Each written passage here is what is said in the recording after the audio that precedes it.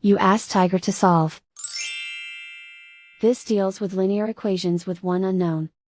The final result is y equals -72. Let's solve it step by step.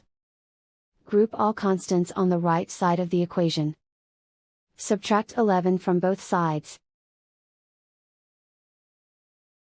Simplify the arithmetic.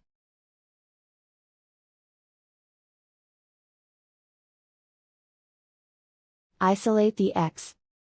Multiply both sides by inverse fraction 8/3.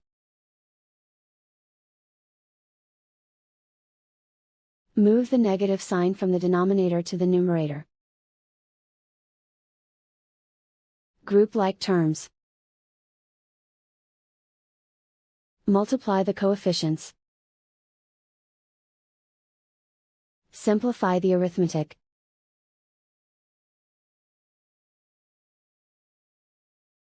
Move the negative sign from the denominator to the numerator. Multiply the fractions. Simplify the arithmetic. And so the final result is y equals -72.